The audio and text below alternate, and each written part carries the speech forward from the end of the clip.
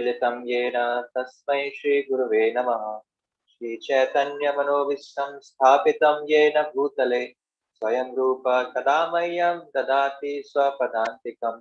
वन्देऽहं श्रीगुरो श्रीयुतापदकमलं श्रीगुरुन् वैष्णवांश्च श्रीरूपं साग्रजातं सहगण रघुनाथान्वितं तं सजीवं साद्वैतं सावधूतं परिजनसहितं कृष्णचैतन्यदेवं श्रीराधा कृष्णपादान् सहगण ललिता श्रीविशाखान्वितांश्च।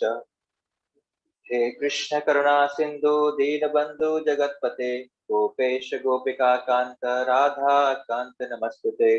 तप्त कांचन गौरांगे श्री राधे वृंदावनेश्वरी वृषभानुसुते देवी प्रणमामि हरिप्रिये। वाञ्छाकल्पतरुभ्यश्च कृपा सिन्धुभ्य एव च पतितानां पावनेभ्यो वैष्णवेभ्यो नमो नमः। जय श्री कृष्ण चैतन्य प्रभु नित्यानंद श्री अद्वैत गदाधर शिवासादि गौर भक्त बिंद। हरे कृष्णा कृष्णा कृष्णा हरे हरे हरे राम राम राम हरे हरे। नमो विष्णुपादाय कृष्ण पृष्ठाय भूतले श्रीमते भक्ति वेदांत स्वामी निति नामिने। नमस्ते सरस्वती देवे गौरवाणी प्रचारिणे निर्विशेष शून्यवादी पाश्चात्य देश तारिणे। हरे कृष्णा। तो आप सब भक्तों का स्वागत है आज की भागवत कथा स्वरूप में। तो आज भागवत कथा के अंतर्गत आज हम समुद्र मंथन लीला पर चर्चा करने का प्रयास करेंगे। समुद्र मंथन लीला ऐसी है जिसका मंथन करके अमृत को निकाला जाता है और ये एकमात्र ऐसी लीला है जिसमें भगवान ने कई अवतार लिए इस लीला को संपन्न करने के लिए। जनरली हम देखते हैं भगवान एक अवतार लेते हैं और वो लीला संपन्न हो जाती है, खत्म हो जाती है। लेकिन इस लीला एकमात्र श्रीमद् भागवतम की ऐसी लीला है जिसमें भगवान ने कई बार अवतार लेना पड़ा इस लीला को पूरा संपन्न करने के लिए। जैसे हमने पिछली क्लास में जो गजेंद्र मोक्ष लीला पढ़ी थी वो भी 8वें स्कंद में पढ़ी थी। उसके बाद ही ये समुद्र मंथन की लीला आती है श्रीमद् भागवतम के 8वें स्कंद में। तो उसमें मनवंतर की चर्चा की जाती है। परीक्षित महाराज पूछते हैं कि कौन कौन से मनवंतर हुए, स्वयंभू मन हुए। तो इसमें जो ये लीला हुई है चक्षुष मंतर, जो 6वां मनवंतर है उसके अंतर्गत ये लीला हुई थी। उससे पहले पहला मनवंतम स्वयंभू मनु है, फिर सरोचिस है, उत्तम है, तामस है, रैवत है, देन 6वां है चक्षुषु मनु। ये जो लीला है चक्षुषु मनवंतर में होती है और जो अभी हम जिस मनवंतर में हम रह रहे हैं अभी उसका नाम है व्यवस्थित मनु। ये 7वां मनवंतर है। मनवंतर क्या होता है? एक चतुर्युग होता है। जैसे एक कलयुग है 4,32,000 साल का, इसका दोगुना है द्वापर युग, कलयुग का तिगुना है त्रेता युग, 4 गुना है सतयुग, और ये चारों युग मिलकर 43 लाख साल बनते हैं तो ये एक चतुर्युग बनता है। और ऐसे चतुर्युग जब 71 टाइम्स 71 बार रिपीट होते हैं तो एक मनवंतर बनता है। और ऐसा 14 मनवंतर होते हैं तो ब्रह्मा जी का एक दिन होता है। ब्रह्मा जी के एक दिन में 14 मनु चेंज हो जाते हैं, 14 मनवंतर। और हर मनवंतर में भगवान भी अवतार लेते हैं। तो ये चक्षुष मनवंतर है। और अभी कौन सा चल रहा है? व्यवस्थित मनु चल रहा है। तो चक्षुष मनवंतर में जो इंद्र का नाम था वो क्या था? मातृदुम्न। मातृदुम्न था, मतलब जो द्रुमद है, जो धन में द्रुमद है, जिसके अंदर बहुत अहंकार है, इंद्र का नाम था। और जो 7वां मनवंतर है उसमें इंद्र का नाम क्या है? पुरंदर है। तो इंद्र क्या एक पोजीशन है, ब्रह्मा जी का एक पोजीशन है, इनके नाम होते हैं अलग अलग। तो अभी जो मनवंतर चल रहा है 7वां मनवंतर, उनमें इंद्र का नाम पुरंदर है। और जिस समय ये लीला हुई 6वें मनवंतर में, उस समय इंद्र का नाम क्या था?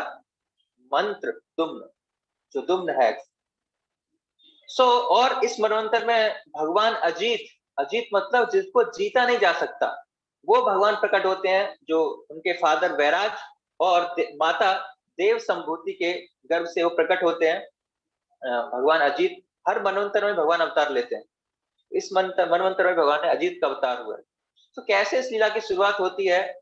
एक बार जो इंद्र है वो ऐसे हाथी पे जा रहे थे, बैठकर उनकी यात्रा निकल रही थी और सारे लोग उनको फॉलो कर रहे हैं। इंद्र मतलब राजा, स्वर्ग का राजा है। सोचो हम एक छोटे से देश के राजा हो जाते हैं, इतना अपोलेंस होता है हमारे पास, इतनी आगे पीछे गाड़ियां होती हैं। तो जो इंद्र का राजा, स्वर्ग का राजा जब चलता है तो कितना अपोलेंटली। तो वहां से सामने से क्या है, दुर्वासा मुनि आ रहे थे। और दुर्वासा मुनि जब सामने से आ रहे थे तो उन्होंने सोचा कि ये तो स्वर्ग का राजा है, क्यों ना इसका एक सम्मान दिया जाए।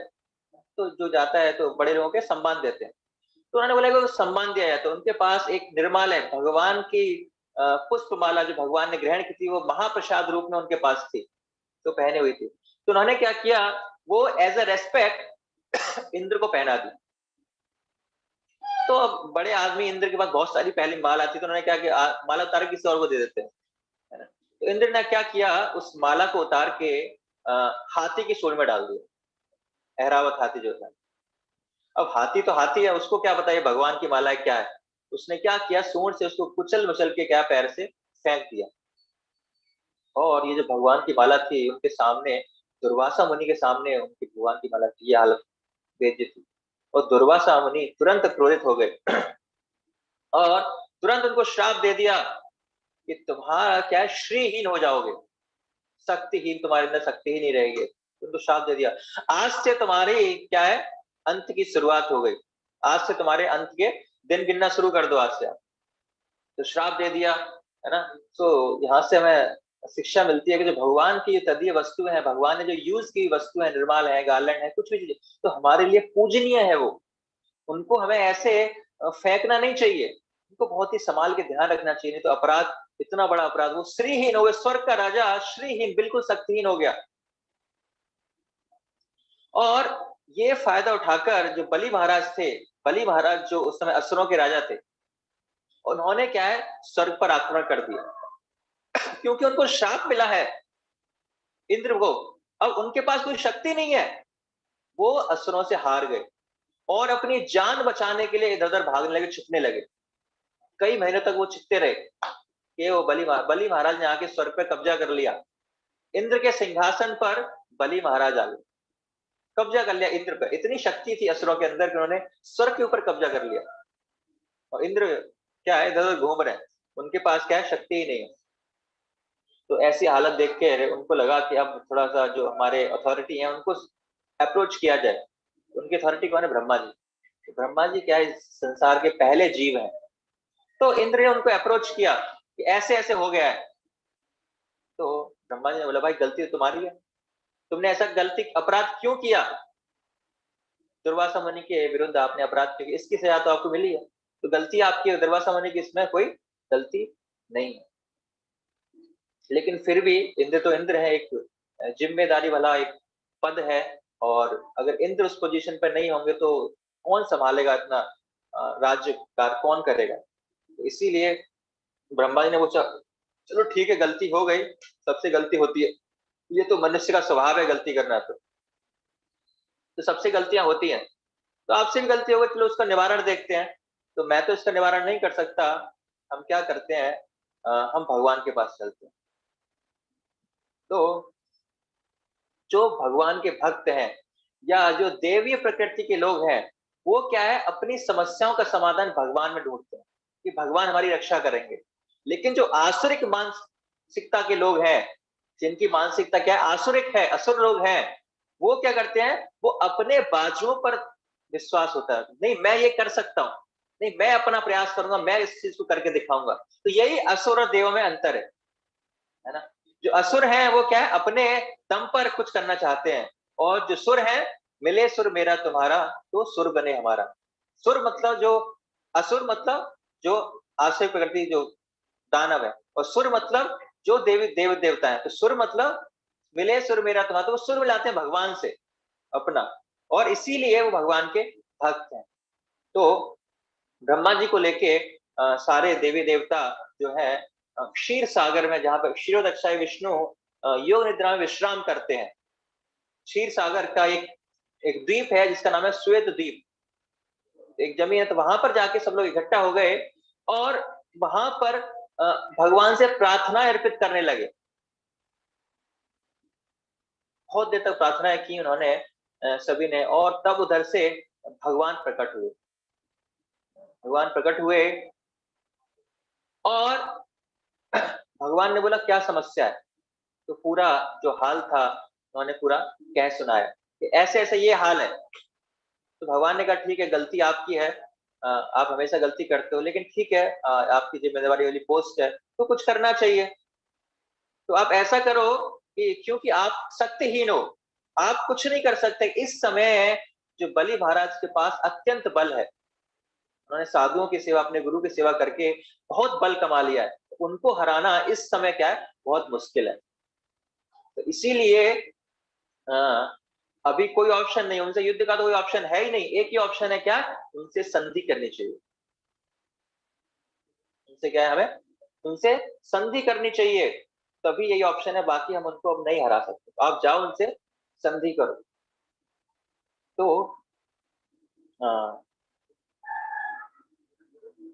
संधि करनी चाहिए। और भगवान एक और बहुत विशेष शिक्षा या विशेष एक कूटनीति भरा चीज उनको बताते हैं। आपको संधि करनी है, और कौन सी तकनीक अपनानी है, किस तकनीक के तहत संधि करनी है आपको, जो है पुनः मुष्टि।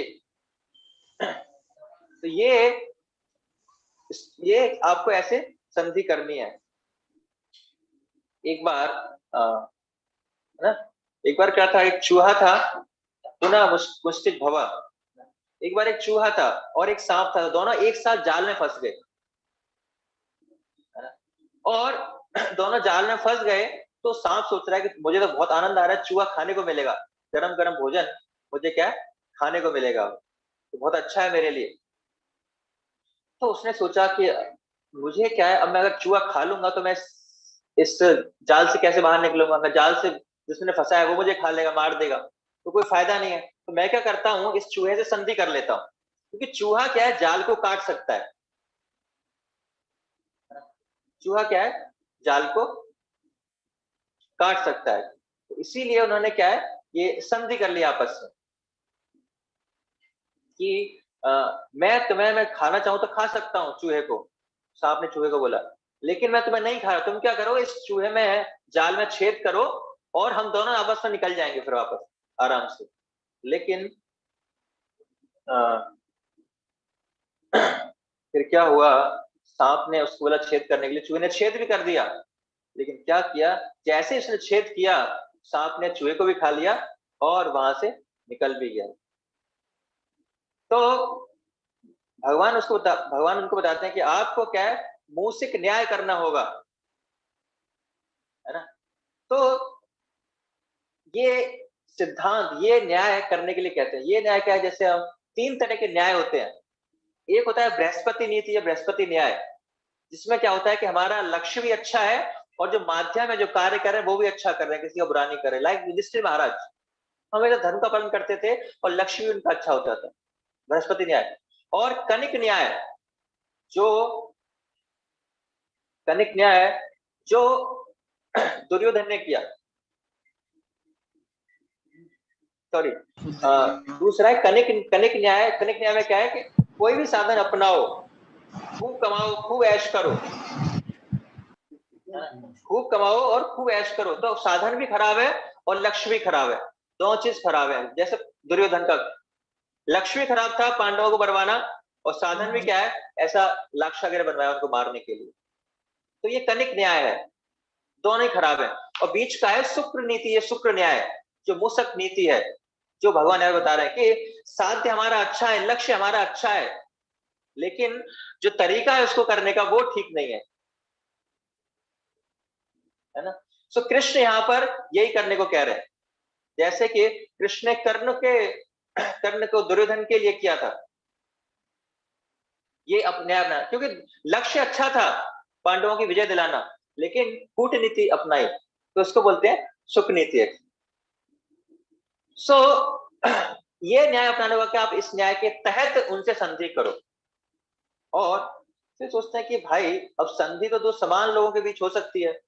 अब असुर तो जीत चुके हैं, उनके अंदर इतनी शक्ति है, और हमारे अंदर तो कुछ है ही नहीं, हमसे क्यों संधि करेंगे वो। जैसे मान लो कोई करोड़पति है, और एक भिखारी उसके पास जाता है करोड़पति के साथ, कि हम पार्टनरशिप करते हैं और साथ में काम करेंगे, तो वो क्यों करेगा संधि, वो क्यों पार्टनरशिप करेगा, आपके पास कुछ है ही नहीं। संधि तो बराबर वालों के बीच होती है, अब ऊपर नीचे दो लोगों के बीच कैसे हो सकती है। तो अमीर गरीब की संधि तो क्या पॉसिबल नहीं है। तो भगवान कहते हैं कि नहीं, आप उनको बोलो, असुरों को क्या है, आपको अमृत चाहिए, तो बोलेंगे हाँ चाहिए। तो उनको बोलो कि हम क्या करते हैं, संधि करते हैं और साथ में मिलके समुद्र मंथन करते हैं, जिससे अमृत निकलेगा और हम सब पिएंगे उससे। तो उसने कहा ठीक है, तुम्हारी तो कोई औकात ही नहीं है, जब निकलेगा तब हम ही छीन लेंगे, तुम्हें तो मिलेगा नहीं। तो इस तरह मान गया एक्चुअली, उन्होंने भी कूटनीति अपनाई कि संधि अभी कर लेते, क्या दिक्कत है, बाद में तो ये तो वैसे अब हारे हराए, क्या ले पाएंगे हम, एकदम छीन के भाग जाएंगे अमृत को। तो देवताओं की भी इच्छा हुई कि भगवान से, कि भगवान वो तो वैसे ही हमसे छीन के भाग गए, तो भगवान ने कहा आप जितना कहा जा रहा है उतना करो, संधि करो और मंथन करो, आगे मैं देखूंगा, मैं बताता हूँ क्या करना है। तो इस तरह समुद्र मंथन के लिए जो देवी देवता हैं उनके पास पहुंचते हैं, असुरों के पास, और असुर मान जाते हैं कि अमृत मिलेगा, ठीक है हम लोग कर लेते हैं संधि। तो सोचा जाता है कि चलो स्टार्ट करते हैं। तो समुद्र को मथना इतना आसान तो है नहीं कि मटकी में हम कोई मथनी का यूज करके किसी दही को मथ रहे हैं, ऐसे ऐसे किया मथ गई और निकला, ऐसा नहीं है। समुद्र कितना बड़ा है, जितना हम 7 समुद्र हैं, अटलांटिक ओशियन है, प्रशांत महासागर, ये 7 समुद्र मिला के उसका 100 गुना इतना बड़ा क्षीर सागर है, इतना दूध है उसमें क्षीर सागर में। और उसका मंथन करना है तो कितनी बड़ी मथनी चाहिए, और क्या उसके लिए रस्सी चाहिए, खींचने वाले चाहिए, तो बहुत मेहनत का कार्य है उस समुद्र को करना है। तो कैसे करेंगे, भगवान ने आदेश दिया कि ऐसे नहीं होगा, आप मंदार पर्वत है उसको लेके आए, उसको मथनी बनाओ, और मंदार पर्वत को मथनी बनाओगे तो उसको घुमाने के लिए रस्सी भी चाहिए। तो रस्सी क्या करोगे आप, जो वासुकी नाग है, वासुकी है उसको लेके आओ, क्योंकि जो सांप है उसके अंदर क्या हड्डी नहीं होती, एक ऐसा जीव जिसके अंदर हड्डी नहीं होती, उसको क्या रस्सी की तरह यूज कर सकते हैं। मथनी बना के एक तरफ असुर खींचेंगे, एक तरफ देवता खींचेंगे। तो वो मान के चलो ठीक है करते हैं। तो उन लोगों ने संधि कर ली और पहुंच गए मंदार पर्वत को उठाने के लिए। अब मंदार पर्वत को जब उठाया तो इतना भारी, इतनी मुश्किल से, तो दोनों सोचो, देवी देवता मिलके और असुर मिलके उस पर्वत को उठाने का प्रयास कर रहे हैं। तो जैसे तैसे उन्होंने उठाया, लेकिन रास्ते में थोड़ी देर ले जा पाए थे कि तुरंत ही क्या है, वो उनको बर्दाश्त नहीं कर पाए उस वेट को, और तुरंत क्या है सबने छोड़ दिया, और कुछ देवी देवता असुर उसके नीचे आके मर गए, नीचे आ गए, और कुछ घायल हो गए। अब उनसे दोबारा उठाया नहीं जा रहा। तो भगवान ने बोला कि भाई आप लोगों की बस की बात नहीं है। तो भगवान ने जैसे अजीत अवतार, अजीत के रूप में भगवान अवतार लिए मनवंतर में, तो वो अजीत भगवान वहां पर प्रकट होते हैं गरुड़ की पीठ पर बैठकर, और क्या करते हैं, खाली बाएं हाथ का सहारा लेके उस पूरे पर्वत को, जिसको असुर और देवी देवता मिलकर उठा नहीं पा रहे थे, उस पूरे पर्वत को बाएं हाथ से खाली भगवान उठाते हैं, और गरुड़ की एक पंख पर रख देते, गरुड़ देव पर पंख रख देते हैं।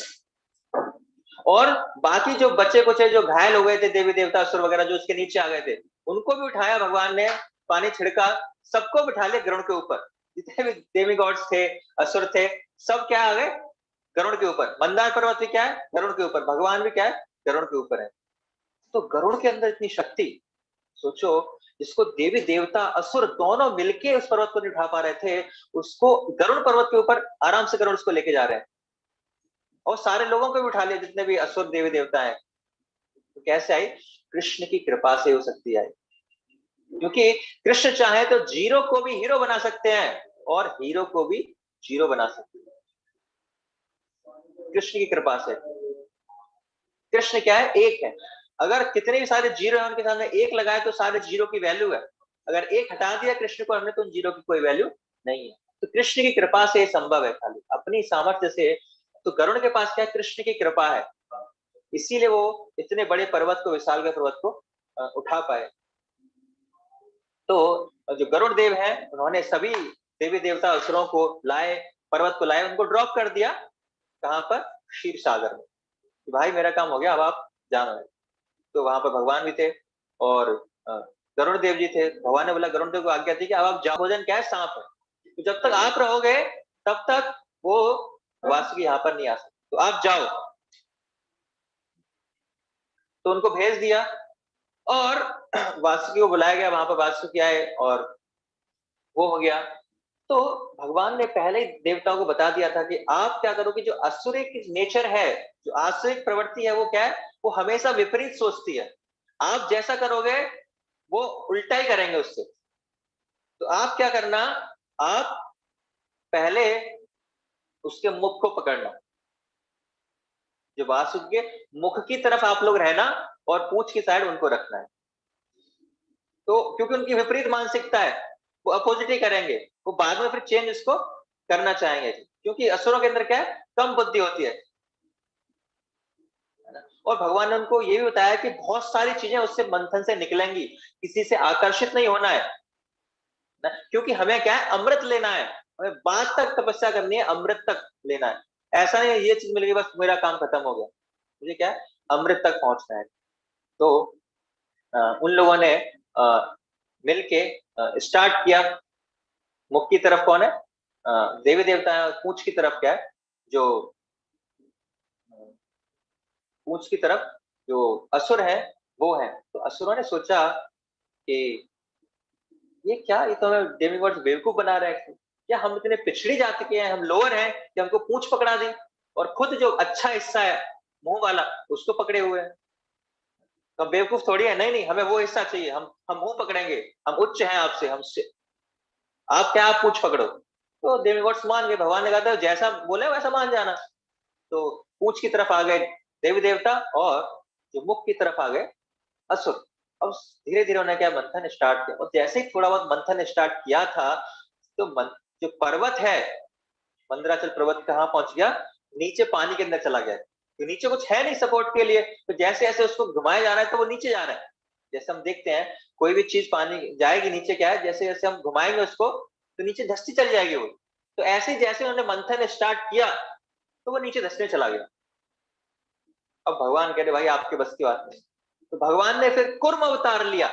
इसी लीला में क्या है, कुर्म अवतार लिया। पहले अजित अवतार बन के आए, और अब भगवान क्या है, कुर्म अवतार के रूप में नीचे कच्छप अवतार। क्योंकि कच्छप की जो पीठ होती है वो क्या है, बहुत सख्त होती है, उसको कुछ भी करो कोई फर्क नहीं पड़ता। तो इसीलिए उन्होंने कच्छप कुर्म अवतार लिया, कि मंदरांचल पर्वत को अपनी पीठ पर रख लिया।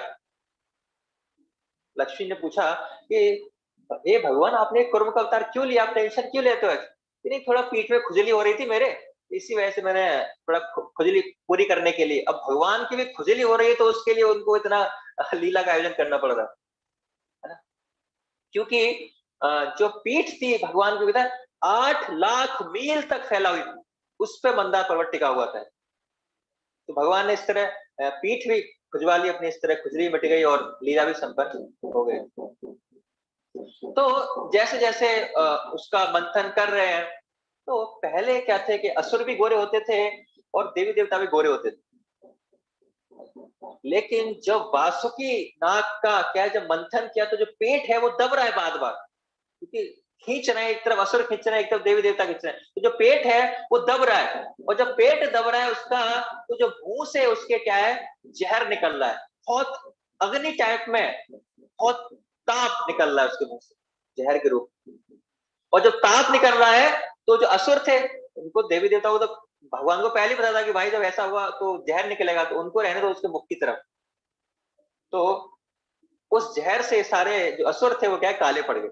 उसके बाद असुर क्या है, काले ही होते हैं। पहले गोरे होते थे वो, लेकिन बाद में क्या है, काले हो गए। तो उनको लगा कि भाई ये तो मैं धोखा दे दिया, अब ये तो चीटिंग कर गए, लेकिन अब इज्जत का सवाल है, अब तो कुछ कर नहीं सकते। तो बोलते नहीं नहीं कोई बात नहीं, ठीक है ठीक है ठीक, कोई टेंशन नहीं। तो अपनी दुविधाओं को छुपाने का प्रयास कर रहे हैं कि इज्जत का सवाल है, अब तो कुछ नहीं हुआ, चलो ठीक है, कम काम करते दोबारा से। फिर से दो दम लगा के हईसा, वो खींच रहे, दम लगा के हईसा, दम लगा के हईसा, है ना। और खूब मेहनत कर रहे हैं और पसीने छोड़ रहे हैं एक्चुअली, इतनी मेहनत कर रहे हैं कि जब जैसे हम भी देखते हैं, जब हम भक्ति करते हैं, माला करते हैं, तो क्या पसीने छोड़ते हैं, बहुत शक्ति लगती है, प्रयास करना पड़ता है। भक्ति सरल भी है और कठिन भी है। तो सब प्रयास कर रहे हैं, दम दम लगा के हईसा, दम लगा के हईसा, पसीने छूट रहे हैं। भगवान को थोड़ी सी चिंता हुई कि ये क्या इतना तपस्या कर रहा है कि कहीं ये शरीर ना छोड़ दे। तो भगवान ने क्या किया, सबके अंदर, जो अजीत रूप में भगवान है, सबके अंदर प्रवेश कर गए।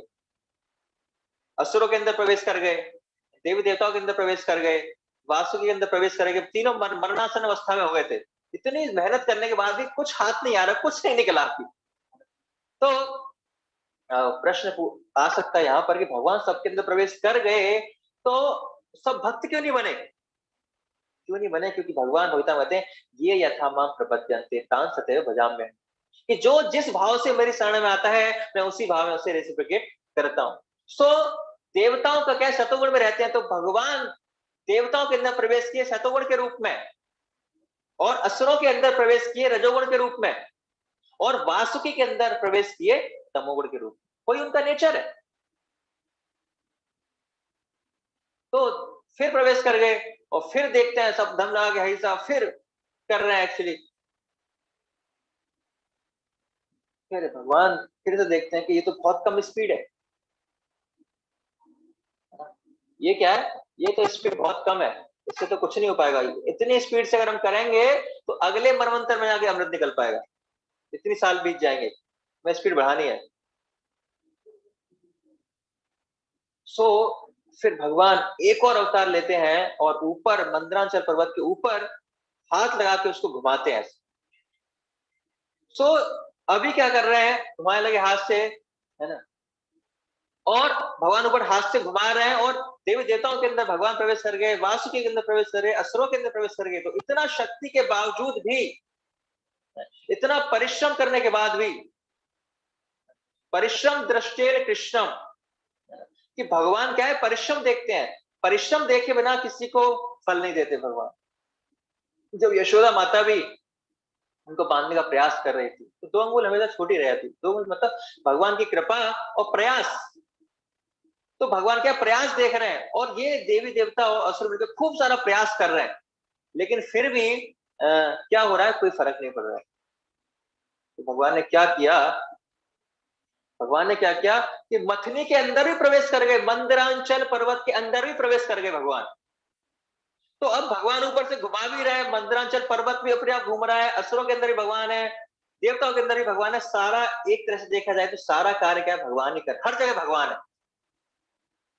और देखा भगवान ने फिर भी लोग मेहनत कर रहे हैं, तो भगवान ने फिर क्या किया, बरसात कर दी, जिससे बरसात से क्या है, सबको थोड़ा राहत सांस मिलेगी, क्योंकि बहुत ताप हो गया इतनी मेहनत करने की। जब मेहनत करते हैं तो प्यास लगती है हमको ना पानी की, तो जब बरसात हो जाए तो बहुत और सुकून सा महसूस होता है कि चलो अभी क्या है, बरसात हो गई। तो भगवान ने बरसात भी कर दी, जिससे सबको क्या है, रिलैक्स हुआ है।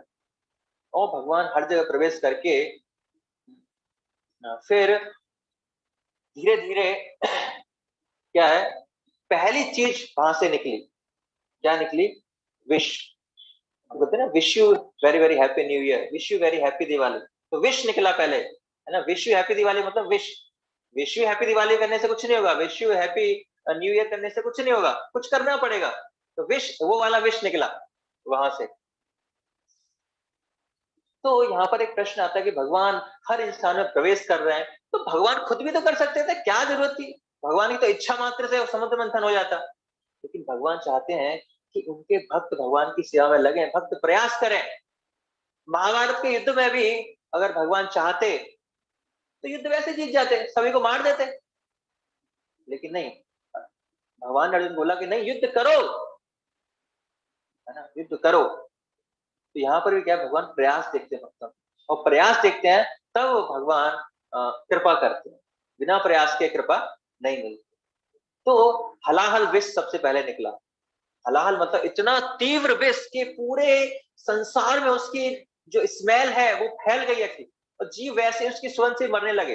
इतना वो हलाहल विष, इतना इतना जहर उसके अंदर, इतना कंडेंस्ड वो जहर था। तो भगवान ने बोला, तो सब लोग परेशान है कि क्या होगा इस विष का। हम तो अमृत चाह रहे थे, और क्या निकला, खोदा पहाड़ निकली कुछ और। अमृत चाह रहे थे, यहाँ पे तो उल्टा निकला, विष निकल आया। और अब देख रहे हैं कि विष का पान कौन करेगा, विष को कौन लेगा। तो भगवान ने बोला कि शिव जी के पास जाओ, वो आपकी रक्षा करेंगे। शिव जी को बुलाया कि ऐसे ऐसे सब लोग संकट में है, विष निकला है, तो आप कृपा करके उसको पान कीजिए। तो शिव जी तैयार हो गए। शिव जी जो है महान वैष्णवाम यथा शंभु, वैष्णव में क्या है, सर्वश्रेष्ठ है। वैष्णव का जो प्रकृति है, नेचर क्या है, पर दुख दुखी, जो दूसरों के दुख के देख के क्या दुखी होता है। तो उनको देख के दूसरे लोग इतने दुखी हैं, तो उनके अंदर क्या दया आ गई कि नहीं, मैं इस विष का पान करूंगा। तो शिव जी ने क्या किया, उस विष का पान किया और उसको यहीं गले में रख लिया, और गले में कैद करने के कारण उनका जो गला है वो क्या है, नीला पड़ गया। तो उसी से उनका नाम क्या है, नीलकंठ पड़ा।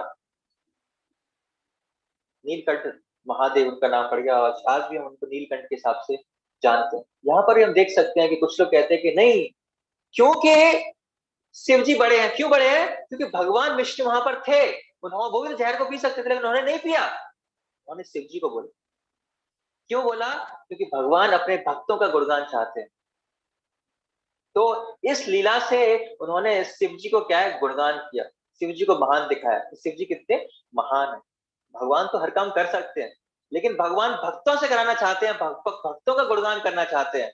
कि देवी देवताओं ने मिलके समुद्र मंथन किया था और अमृत निकला था। भगवान तो हर कार्य कर ही सकते हैं, लेकिन वो चाहते हैं कि भगवान के भक्त सेवा करें, ऐसे कार्य करें और उनका ग्लोरी हो, दुनिया में फैले। ये उनका आभूषण है।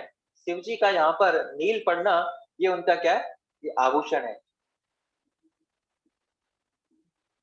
पार्वती उनसे पूछते हैं कि भाई ये आपको ही क्यों ऐसी सेवा मिलती है, ये सबका नष्ट करने की, संहार करने की, जहर पीने की, अच्छी अच्छी सेवा क्यों नहीं मिलती आपका? कुछ हो गया तो आपको? तो शिव जी कहते हैं नहीं, रक्षति इति विश्वासो, ये शरणागति का एक लक्षण है। रक्षति इति विश्वासो, भगवान मेरी हर कंडीशन में रक्षा करेंगे। भगवान मेरी चाहे किसी भी परिस्थिति हो जाए, भगवान मेरी रक्षा करेंगे। ये इतना विश्वास होना चाहिए। तो शिव जी को ये विश्वास था भगवान में कि भगवान मेरी रक्षा करेंगे, इसी कारण से इतना जहर, कंडेंस जहर पीने के बावजूद भी उनका कुछ नहीं होता, यही अटका लिया उन्होंने, क्योंकि भगवान की कृपा, भगवान की रक्षा करेंगे। तो समुद्र मंथन में सबसे पहली चीज निकली वो क्या था? हलाहल विष, विष निकला, जहर निकला। और फिर से मंथन स्टार्ट किया गया, और दूसरा चीज पहले निकली, कामधेनु गाय। तो कामधेनु गाय थी, तो भगवान ने बोला भाई जो भी सामान निकलेगा क्या है, एक बार असुर, एक बार जो देवी देवता, ऐसे करके बांट बांट कर लेंगे। पहले देवी देवता लेंगे, फिर दूसरी चीज निकलेगी उसका असुर लेंगे। तो पहली चीज निकली कामधेनु गाय। तो ऋषियों ने बोला कि ये तो हमें दे दो, क्योंकि हमें आवश्यकता होती है कामधेनु गाय की, हमें यज्ञ करना पड़ता है, उसके लिए घी दूध की आवश्यकता होती है, सामग्री आवश्यकता होती है, तो हमें इस गाय की आवश्यकता है। तो उसने बोला ठीक है, हमें तो आवश्यकता नहीं, आप ले लो। तो ये किसको दे दिया फिर? ये ऋषियों ने इसको ले लिया। और तीसरी चीज जो समुद्र मंथन में निकली, वो उच्च श्रव घोड़ा निकला, जो हवा इतनी तेज स्पीड से दौड़ सकता था। उसको किसने लिया? राजा बलि महाराज ने ले लिया। ये तो क्षत्र, ये तो हमारे काम आएगा, युद्ध में काम आएगा, ये हमें दे दो, उन्होंने ले लिया। अब देवी देवताओं की बारी नेक्स्ट। तो चौथी चीज निकलती है ऐरावत हाथी। ऐरावत हाथी निकला। ऐरावत, इरा, इरा मतलब जल होता है, क्योंकि वो जल से प्रकट हुआ, इसी वजह से उसका नाम क्या है, ऐरावत रखा, जिसको इंद्र ने लिया। तो इंद्र की सवारी क्या है? ऐरावत हाथी है। और पांचवी चीज, चौथा क्या था, ऐरावत हाथी निकला। पांचवी चीज मंथन किया तो कौस्तुभ मणि निकली। और जैसे ही कौस्तुभ मणि आई, चारों तरफ किरणें फैलने लगी थी। जैसे सुबह सूर्य उदय होता है, उसकी किरणें चारों तरफ फैलती हैं, ऐसे ही कौस्तुभ मणि जो निकली, उसकी किरणें चारों तरफ फैल रही हैं। सभी लोग आश्चर्य कि कैसी मणि है। और कौस्तुभ मणि आचार्य लिखते हैं कि इतनी महंगी है कि अगर पूरे ब्रह्मांड का धन भी बेच दें हम, तो भी कौस्तुभ मणि की कीमत नहीं निकलेगी। ये उसकी कीमत है। तो सबकी नजर कौस्तुभ मणि पे, कौन इसको लेगा, है ना? लेकिन भगवान कहते हैं ये मैं लूंगा, और किसी की योग्यता नहीं है। तो भगवान अपने वक्ष स्थल पर उस कौस्तुभ मणि को धारण करते हैं। तो पांचवी चीज कौस्तुभ मणि निकली। छठी चीज पारिजात वृक्ष निकला, है ना? पारिजात वृक्ष जब निकला, तो असुरों की बारी थी। असुरों ने पूछा आपको वृक्ष? नहीं नहीं, हमें वृक्ष की आवश्यकता है ना? तो आप ले लो, ये वृक्ष हमें नहीं चाहिए। तो असुर, असुर को मतलब वृक्ष नहीं चाहिए। तो जितने भी लोग वृक्ष काट रहे हैं, वो सब आसुरिक मानसिकता के, उनको वृक्ष ना पसंद है, उनको वृक्षों से कोई आसक्ति नहीं है, तो उन्होंने वृक्ष से मना कर दिया। तो उन्होंने, भगवान ने इंद्र को दे दिया है। और ये पारिजात वृक्ष क्या है? ये कल्प वृक्ष है। जब हम देखते हैं भगवान कृष्ण की लीला में, जब सत्यभामा को वृक्ष पसंद आता है, तो वो इंद्र से मांगते हैं भगवान, तो इंद्र मना कर देते हैं। जबकि भगवान की कृपा से इंद्र को मिला था, लेकिन इंद्र इतना अहंकार में क्या फिर भी मना कर देते हैं और फिर युद्ध करते हैं भगवान के खिलाफ। तब फिर भगवान युद्ध में जीतते हैं, तो पारिजात वृक्ष वो सत्यभामा के लिए धरती पर लाते हैं। तो ये वही वही पारिजात वृक्ष है जो समुद्र मंथन से निकला था। ये कल्प वृक्ष है, जो भी इच्छा करो, डिजायर ट्री, वो प्रकट हो जाता है हमारे सामने। छठी चीज निकली पारिजात वृक्ष। फिर आगे फिर से मंथन किया गया, फिर क्या बहुत सारी अप्सराएं निकली, बहुत सुंदर सुंदर अप्सराएं, मेनका इत्यादि। अब असुरों की नजर ये तो हमको मिलेगी, हमारी बारी है, लेकिन भगवान ने बोला, नहीं नहीं, ये तो देवताओं की बारी है इस बार, क्योंकि आपकी बारी आई थी, आपने लेने मना कर दिया। वो तो एज अ बोनस देवी देवताओं को दिया गया, क्योंकि आपको नहीं चाहिए था, लेकिन ये तो देवी देवताओं को मिलेगा। तो उन्होंने सारे जो अप्सराएं थी वो सर्वलोक में जाएंगी, भगवान ने सर्वलोक में भेज दी। और आठवीं चीज जो निकली वो साक्षात लक्ष्मी जी। लक्ष्मी जी के कई रूप होते हैं, ये जो लक्ष्मी जी है वो निकली संपत्त रूप लक्ष्मी प्रकट हुई। जो धन की लक्ष्मी देवी है, जो धन है लक्ष्मी, वो रूप है उनका। जो इस भौतिक संसार में जो लक्ष्मी की पूजा करते हैं, वही लक्ष्मी वहां पर निकली।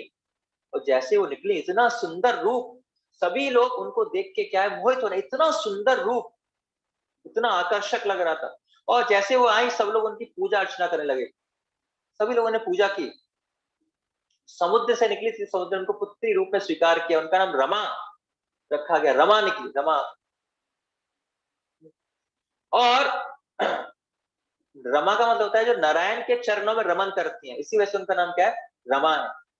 सभी देवताओं ने, ऋषियों ने उनको कुछ न कुछ उपहार गिफ्ट किया, अर्पित किए। ब्राह्मणों ने, ऋषियों ने यज्ञ किया उनकी प्रसन्नता के लिए। तो सभी लोगों ने क्या है, गिफ्ट दिया। सरस्वती और पार्वती आई, उन्होंने भी उनकी पूजा अर्चना की। और उनके प्रशंसा में क्या है, लोगों ने प्रामाणिक गीत गाए। तो यहाँ पर सुखदेव गोस्वामी बताते हैं कि प्रामाणिक गीत गाए, ये नहीं कोई भी लोग गीत गा दिया, प्रामाणिक जो आचार्य जो भगवान की प्रसन्नता के लिए गीत गाते हैं, ऐसे प्रामाणिक गीत गाए। मैं भी प्रामाणिक जो गीत है, भजन है आचार्य द्वारा, वही गाने चाहिए। ऐसा नहीं कोई भी गीत ले लिया, भगवान जो बना के डाल दिया, नहीं, उससे भगवान प्रसन्न नहीं होंगे। अब लक्ष्मी जब आई, उनकी पूजा अर्चना सब कुछ हो गई, लेकिन स्त्री जब लक्ष्मी जाए तो चारों तरफ देख रही है, अपनी शरण देख रही है, मैं किसकी शरण में जाऊं। फिर स्त्री को हमेशा शरण चाहिए, शेल्टर चाहिए, आश्रय चाहिए। जब पुत्री रूप में होती है तो पिता के अंडर गाइडेंस में रहती है, शेल्टर में रहती है। जब बड़ी होती है तो अपने पति के शेल्टर में रहती है, और ज्यादा बड़ी होती है तो अपने पुत्रों के शेल्टर में रहती है। हमेशा वो आश्रय में रहती है स्त्री। तो यहाँ पर लक्ष्मी जी आई तो अपना आश्रय देख रही है कि मैं किसके आश्रय में जाऊं। तो लक्ष्मी मैया क्या है, एक हार लेके बाहर आई है और देख रहे हैं कि इस हार को मैं किसको पहनाऊं। सभी लोग आकर्षित हैं कि मेरी तरफ आएंगे। लक्ष्मी देख रही है कि असुर हैं, यक्ष हैं, ऋषि मुनि हैं, देवी देवता हैं, इंद्र हैं, सभी लोग हैं, बड़े से बड़े लोग हैं वहां पर आए हुए हैं। और लेकिन सभी देख रहे हैं कि नहीं, इंद्र है, इसके पास सब कुछ है, इंद्र का राजा है, लेकिन बहुत अहंकार है। असुर है, ये शक्तिशाली है, लेकिन इतने सुंदर नहीं है। सो हर व्यक्ति में ऋषि है, बहुत तपस्या का जीवन है, लेकिन इनके पास धन नहीं है। वैराग्य है लेकिन धन नहीं है। तो सबके अंदर कुछ ना कुछ कमी पा रहे हैं, क्योंकि हर कोई भी इंसान परफेक्ट नहीं है। लेकिन बाद में देखते हैं जो भगवान विष्णु है, भगवान के अंदर क्या है, षड ऐश्वर्य पूर्ण है, सारे ऐश्वर्य है, वैराग्य भी है, धन भी है, सुंदरता भी, सब कुछ है, कोई कमी नहीं है उनके अंदर, भगवान के अंदर। तो लक्ष्मी जी कहती है कि यही एकमात्र मेरे लिए वर है, और कोई इस संसार में मेरे लिए योग्य नहीं है। सबके अंदर कुछ ना कुछ क्या है, कमियां हैं। तो वो विष्णु भगवान लक्ष्मी जी को क्या है, स्वीकार करते हैं अपनी भार्या के रूप में। तो आठवें वस्तु रूप में क्या है, लक्ष्मी जी प्रकट हुई, जिनको विष्णु ने स्वीकार किया। और नौवीं चीज जो प्रकट हुई, वारुणी, जो मदिरा, वो निकली। तो असुरों ने बोला ये तो हम लेंगे भाई, हमें तो अमृत मिल गया, बस अब यही चाहिए था हमको, तो और कुछ नहीं चाहिए। उनके लिए वही अमृत है ना। तो नौवीं चीज क्या निकली, वारुणी निकली है। तो श्रीमद् भागवतम में इतनी ही चीजों का वर्णन किया गया, इतनी चीजें निकली, लेकिन पद्म पुराण में तीन और चीजों का वर्णन किया गया है। इसमें बताया गया है कि धनुष निकला और चंद्रमा निकला। चंद्रमा चंद्रमा को शिव जी ने अपने मस्तक पर धारण किया मुकुट के रूप में। तो ये चीजें और निकली जो पद्म पुराण में बताई गई है, लेकिन श्रीमद् भागवतम में 9 ही चीजें बताई गई हैं खाली। और इसके बाद फिर चलो चलो समुद्र मंथन और करते हैं। असली चीज तो अभी निकली नहीं, जिसके लिए समुद्र मंथन किया था। चलो अभी चलते हैं, निकलेगा देखते हैं। और अंत में धन्वंतरी अवतार, भगवान का एक और अवतार, क्या, धन्वंतरी के रूप में, जो धनतेरस वाले दिन धन्वंतरी रूप में क्या है, भगवान प्रकट हुए कलश लेके, अमृत का कलश लेके। और उनकी सुंदरता का श्रीमद् भागवतम में इतना सुंदर वर्णन है, जो धन्वंतरी अवतार हुए, इतने सुंदर केस, इतना सुंदर रूप, तो सभी लोग क्या है, आकर्षित हो गए थे। सवई साक्षात विष्णु अंश अंश संभव, कि कैसा उनका स्वभाव था कि वो विष्णु के अंश थे। जो धन्वंतरी क्या, विष्णु के अंश है। तो वो सुंदर कलश अमृत से भरपूर, पूरा अमृत से फुल, वो क्या है, निकलता है। और सब लोग समझ गए, आ गया भाई, जिसके लिए हमने इतनी मेहनत की थी, वो चीज आ गई हमारे सामने। क्या आ गया, अमृत आ गया। क्योंकि देवताओं के अंदर तो शक्ति थी नहीं, असुरों के अंदर ज्यादा शक्ति थी। तो असुरों ने तुरंत उनको अप्रोच किया, धन्वंतरी अवतार को, और तुरंत उनसे जो कलश था छीन लिया। अब जो अमृत का कलश है किसके पास आ गया, असुरों के पास आ गया। और देवता पूंछ हिलाते रह गए। जो वासुदेव की पूंछ पकड़ी थी, उसको पकड़े रह गए और देखते रह गए कलश चला गया, है ना। अब देवी देवता चुप बैठे हैं, कुछ कर भी नहीं सकते, उनके पास इतनी शक्ति नहीं है। लेकिन उनको विश्वास था कि भगवान क्या बोले, देखते रहे कि भगवान ने बोला था वो हेल्प करेंगे, रक्षा करेंगे, कुछ कुछ करेंगे, हम तो कुछ कर नहीं सकते। और असुरों ने क्या किया, आपस में लड़ना स्टार्ट कर दिया कि नहीं, पहले मैं पीऊंगा, पहले मैं पीऊंगा, पहले मैं पीऊंगा।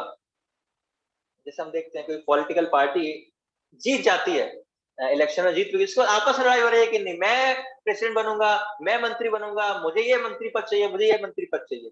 तो चीज मिल गई, उसके बाद आपस में लड़ रहे हैं, एक ही पार्टी के अंदर लड़ाई हो रही है। तो असुरों के बीच लड़ाई हो रही है, वो जीत गए, अमृत भी मिल गया। उनके अंदर बुद्धि है नहीं, बुद्धि एक्चुअली असुरों के अंदर होती नहीं। अगर बुद्धि होती तो क्या है भाई, सब पी जाएंगे धीरे धीरे करके।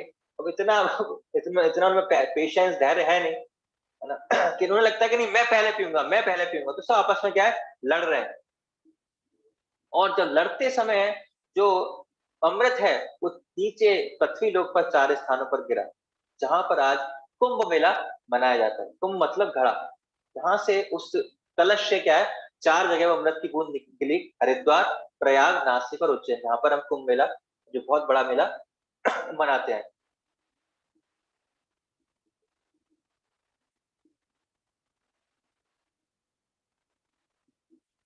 सो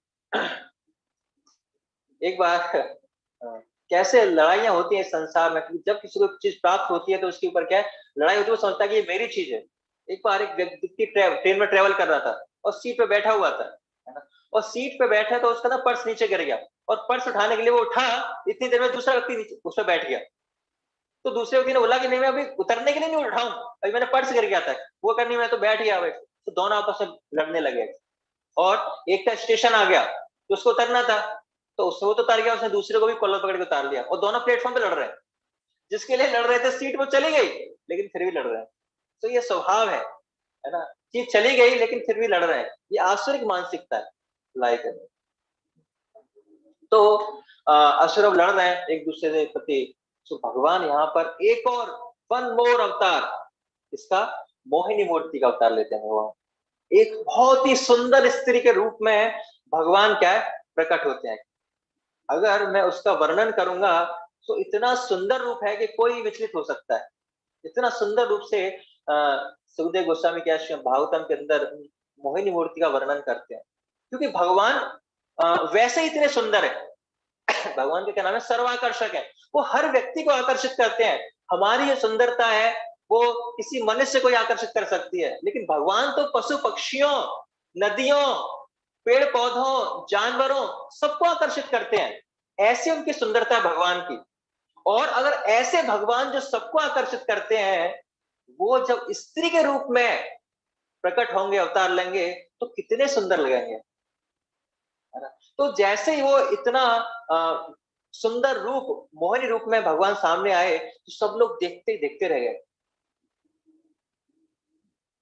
असुर उनको देख के क्या है, सब कुछ होश होश खो बैठे एक्चुअली, कि हमें कुछ अमृत नहीं चाहिए, बस हमें ये वस्तु मिल जाए बस, और कुछ चाहिए ही नहीं, संसार का सारा सुख इसी में है, ये स्त्री हमें मिल जाए, हमें अमृत कुछ नहीं चाहिए। उसको देखता है इतनी दूर से, और बिल्कुल ध्यान खो गए, सब कुछ विचलित हो गया उनका, असुरों का। उनके पास आती है, और हर असुर देख रहा है कि ये जो सुंदर स्त्री है मेरी ही तरफ देख रही है खाली, और किसी की तरफ देख रही है, उसे मैं ही दिखाई दे रहा हूँ, और मैं ही इससे विवाह करूंगा। तो असुर जाते हैं, कौन हो, कहां से हो, कैसे आए, तो पूछते हैं उनसे। तो जो सुंदर स्त्री मोहिनी मूर्ति भगवान के रूप है, वो आते हैं और पूछते हैं कि क्या क्या दिक्कत है, आप लोग क्यों आपस लड़ रहे हो। तो उन्होंने बोला कि ऐसे ऐसे हमें ये कलश प्राप्त हुआ है अमृत का, हमने यहाँ पे मंथन किया था, और हम लड़ रहे हैं कि पहले कौन पिएगा। तो मोहिनी मूर्ति कहती है, ऐसा है कि मेरे पास एक ऑप्शन है, मैं पिला सकती हूँ आप सब लोग को एक साथ है। तो सब लोग, हाँ हाँ बिल्कुल बिल्कुल, लो लो आप लोग, आप आपको जिसको पिलाना है उसको पिलाओ, जिसको नहीं पिलाना जिसको नहीं पिलाओ। सब लोग एग्री कर गए, हम मान लेंगे आपकी बात। तो यहाँ पर जो मोहिनी मूर्ति है उनको शिक्षा भी देती है, बताती है कि कभी भी स्त्री पर विश्वास नहीं करना चाहिए।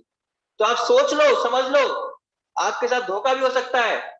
असुर कहते हैं हमें धोखा मंजूर है, अगर धोखा ही खाना है तो तुम्हारे हाथों से खाएंगे, कोई दिक्कत नहीं है ना। सो वो धोखा खाने के लिए भी तैयार है। तो मोहिनी मूर्ति भगवान के रूप में उनको मैसेज दे भी रही है कि भाई ऐसे स्त्री पर विश्वास नहीं करना चाहिए, लेकिन फिर वो विश्वास करते हैं। और वो कहती है, ठीक है आप क्या करो, एक एक लाइन में दोनों लोग बैठ जाओ, एक लाइन में देवी देवता बैठ जाओ, एक लाइन में असुर बैठ जाओ। तो वो चाल चल के मोहिनी मूर्ति क्या करती है, उनका तो प्लान था पहले से मुस्टिक नीति अपनाना है एक्चुअली, भगवान की पसंद था, लेकिन जो नीति है वो गलत है, क्योंकि उन्होंने जो कलश लिया वो क्या है, खाली देवताओं को पिलाना स्टार्ट किया, असुरों को नहीं पिलाया। असुर तो खाली, असुरों की तरफ तो खाली मोहिनी मूर्ति ऐसे देखती थी, खाली उनको लगता था बस अमृत मिल गया है, उनकी तरफ देखती थी, पिलाती उन देवी देवताओं को थी। तो एक असुर की दिमाग की बत्ती जली, एक असुर की क्या दिमाग की बत्ती जली, क्यों, ये क्या हो रहा है, हमारे साथ धोखा हो रहा है ये तो, है ना, ये जो सारा अमृत है ये तो देवी देवताओं को पिला रही है, हमें तो मूर्ख बना रही है, अब कुछ बचेगा ही नहीं उसमें। तो वो क्या किया उसने, राहु ने छुप के से भेष बदल के जो देवी देवता वाली लाइन थी उसमें चला गया, और बैठ गया सूर्य और चंद्रमा के बीच में, बैठ गया। और ऐसे बारी बारी जब आई, जब मोहिनी मूर्ति ने उनको पिलाया, एक ड्रॉप, एक बूंद उनके मुंह में डाली, तुरंत सूर्य और चंद्रमा देव, अरे ये तो राहु है। तो तुरंत भगवान ने with in fraction of second तुरंत अपना सुदर्शन चक्र निकला और गर्दन काट दी। तो जब तक जो अमृत है गर्दन तक पहुंचा था खाली, तो गर्दन से ऊपर का हिस्सा जो उसका अमर हो गया, क्योंकि अमृत पी लिया उसने, और नीचे का शरीर क्या है, मर गया। आज भी राहु जो है वो द्वेष करता है सूर्य और चंद्रमा से, कि उनकी वजह से वो अमृत पीने से क्या वंचित रह गया था, और इसीलिए वो सूर्य और चंद्रमा को क्या निगलता रहता है। लेकिन निगलेगा कैसे, उसका यहाँ से नीचे तो बॉडी है ही नहीं, तो यहाँ से निगलता है, खाता है, और यहाँ से गले से निकल जाता है सूर्य चंद्रमा, तो थोड़ी देर के लिए क्या है, सूर्य और चंद्रग्रहण पड़ता है। तो आज भी वो उनसे दुश्मनी मानता है कि तुम्हारी वजह से उस दिन मैं क्या नहीं कर पाया था, उसको पूरी तरह से ग्रहण नहीं कर पाया था। तुरंत पता पड़ गया और पूरा हलचल मच गई है। लेकिन अब तो सब कुछ खत्म, सारा अमृत देवता पी चुके हैं, वो लास्ट अमृत बचा था जो उसको पिलाया, उसके बाद सारा कलश खाली। देवता ऐसे देख रहे हैं कि क्या हो गया, कहाँ कलश गया, कहाँ अमृत है, उनको कुछ समझ में नहीं आई हो क्या गया। और जो मोहनी मूर्ति थी, उन्होंने चतुर्भुज रूप नारायण का बनाया, और गरुड़ पे बैठ के बाय बाय चली गई। और सारे असुर देख रहे हैं हो क्या गया हमारे साथ, है ना। तो फिर क्या है, फिर कहते हैं हो जाए अब दो दो हाथ। तो फिर हम देखते हैं कि देवासुर संग्राम होता है, और इस देवासुर संग्राम का हमारे आचार्य बताते हैं कि ये विश्व का, इस सृष्टि का सबसे बड़ा देवासुर संग्राम था। लेकिन परिणाम क्या हुआ, क्योंकि जो देवी देवताओं को क्या शक्ति मिल चुकी थी, उससे अमृत से क्या है उनको शक्ति मिल चुकी थी, जिससे वो क्या पावरफुल हो गए थे, उन्होंने क्या असुरों को हरा दिया है। तो लास्ट हम यहाँ पे थोड़ा सा उसकी कुछ टीचिंग्स लेके हम यहाँ पे विराम देंगे। अमृत का क्या मतलब होता है? अमृत के अंदर 3 चीजें होती हैं। एक तो अमृत बहुत मीठा, बहुत टेस्टी, रुचिकर होता है, और दूसरा वो तुरंत शक्ति देने वाला होता है, तुरंत शक्ति मिलती है उससे। और तीसरा है कि आयु वर्धक होता है, हमारी आयु में वृद्धि करता है, तो वो अमृत होता है। लेकिन जो भगवान के भक्त हैं, उनके लिए अमृत क्या है? उनके लिए अमृत है हरिनामृत, भगवान नाम का जप करना। उसमें जो अमृत है वही असली अमृत है ना? क्योंकि जब हरिनाम अमृत लेते हैं तो परम दृष्टा निवर्तन्ते, कि उसमें क्या है, बहुत टेस्ट आता है, उसके खिलाफ सारी चीजें क्या है, रिजेक्ट कर देता है इंसान। और दूसरा, शक्ति मिलती है। जब हम हरिनाम का जप करते हैं, हम लोगों का अनुभव है कि जब हम जप नहीं करते थे, हमारे अंदर बहुत सारी गलत आदतें थी जिनको छोड़ नहीं पा रहे थे हम। लेकिन जैसे हमने हरिनाम का जप शुरू किया, तो हमारे अंदर शक्ति आ गई, और उन गलत आदतों को हमने तुरंत छोड़ दिया। विद इन अ सेकंड, कुछ ज्यादा समय लगे, तो शक्ति देने वाला है हरिनामृत। और तीसरा है आयु वर्धक, आयु में वृद्धि होती है। तो आयु वृद्धि होती है मतलब क्या है कि नो मोर डेथ, नो मोर बर्थ, जन्म मृत्यु का चक्कर ही खत्म। अगर हम हरिनाम जप करेंगे तो क्या होगा? जन्म मृत्यु का चक्कर ही खत्म हो जाएगा। लेकिन जब हम हरिनाम करेंगे, इस हरिनाम अमृत को लेंगे, तो क्या होगा? मंथन करने के बाद जब हरिनाम करेंगे तो अंदर से मंथन होगा हमारा, है ना? अंदर क्या है, वो मथनी चलेगी, और जब मथनी चलेगी हमारे हृदय के अंदर, तो क्या होगा? सबसे पहले विष निकलेगा, जहर निकलेगा। जैसे हम एक कमरा है, बहुत कई सालों से बंद पड़ा हुआ है, उसके अंदर बहुत सारी गंदगी है, और जब हम बहुत सालों उस कमरे को खोलेंगे और पहली झाड़ू लगाएंगे, तो क्या होगा? वो धूल और बुरी हो जाएगी, और बढ़ जाएगी गंदगी। अगर कुछ लोग होता है डर के मारे क्या भाग जाएंगे, नहीं मैं नहीं सफाई करूंगा, भाड़ में जाए। तो जब हम हरिनाम जब करेंगे तो क्या होगा? जो हमारे अंदर इतनी गंदगी है वो निकलेगी, तो और दुख होगा, विष निकलेगा, है ना?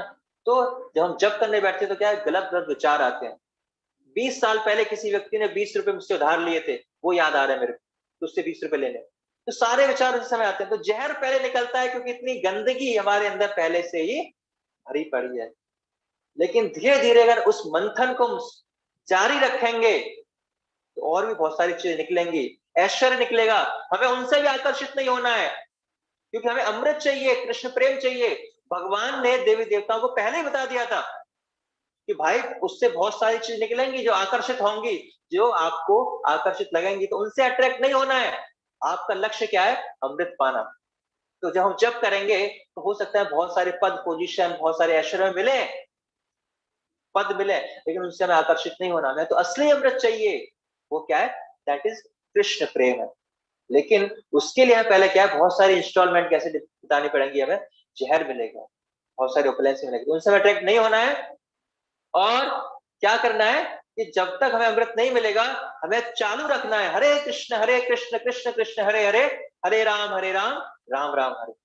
यही इस समुद्र मंथन की लीला से हम क्या है, शिक्षा ले सकते हैं। समुद्र मंथन हमें भी जैसे समुद्र मंथन किया, उसे चीजें निकली, अमृत को प्राप्त किया, हमारे लिए ऐसे अमृत है, हरिनाम अमृत।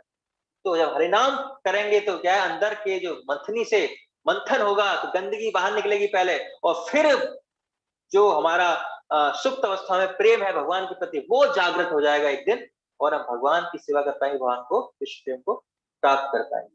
हरे कृष्णा कृष्णा कृष्णा हरे हरे, हरे राम राम राम हरे हरे। तो यहाँ पर हम क्लास को विराम देते हैं, और किसी कोई प्रश्न है तो प्रश्न पूछ सकते हैं।